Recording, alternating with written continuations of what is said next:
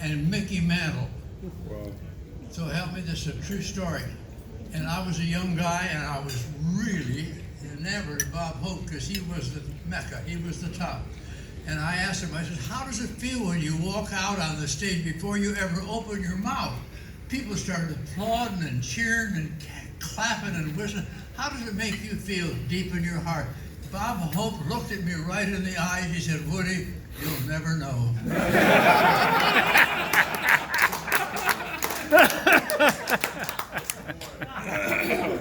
That was the humor from my era. We had such a good time with all of it. Nobody got insulted. There was no race. There was no religion. None of that. There was, people were out to have a good time. I told stories about one of the great QB jokes of all time. Goes way back.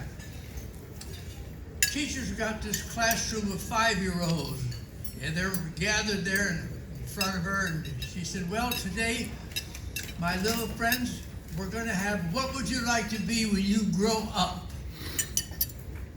And the little kids sat there and they looked around, and the teacher finally says, Mary, now you stand up, and what would you like to be when you grow up? Oh, she said, I want to be a nurse. And the teacher said, well, now, isn't that wonderful? To help other people who are sick, that's wonderful. Now, Bobby, what would you like to be? Oh, he says, I want to be a stunt pilot. He says, I want to get a great girl with big boobs. He said, I want to get her to my airplane and do stunts and roll her around in the airplane and fly over the school and buzz the school and then I want to give her candy and I want to give her all kinds of good stuff because I think that's what I want to be.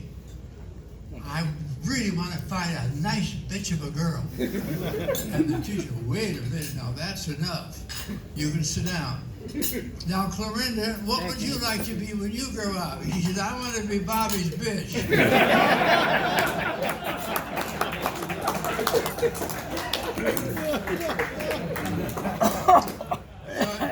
Stories from that a great QB joke. Gotta be. Anyhow, we go back so many years, and the stories I tell you are stories that I've told before. Sometimes I got so many of it, sometimes I don't know which to turn.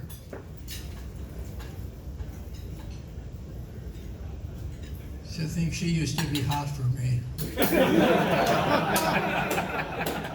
Used to be. Still am, She is the absolute most wonderful gal. I mean, here, I am the guy who got QBs to come to this place. All right. I really am.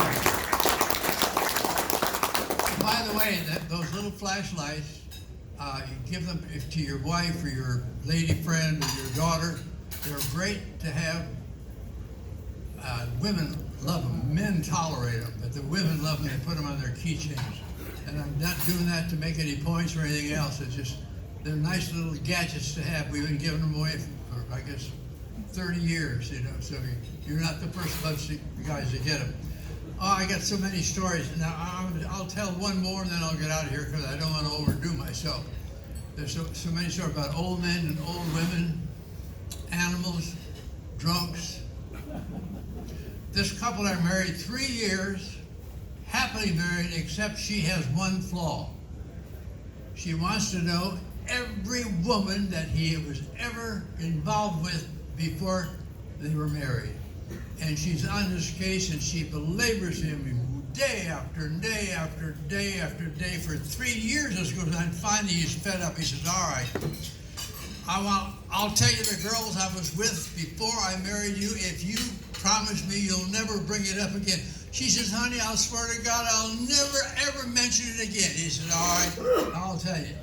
You see, there was 1, 2, 3, 4, then you. 6.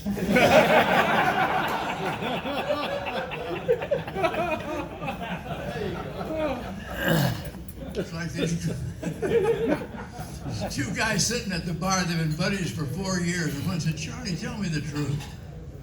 Did you cheat on your wife? And the guy said, who else? Anyhow, you guys are great. I'm proud of QB. I'm at 1,300. Some of you are a little later than that. Wow. Yeah, I'm 1,300 in that era, and I love QB. I've just had my 6 spells, but I've had a great comedy life. I've worked with the best. I've been blessed, and I'm going to turn it back to my key man.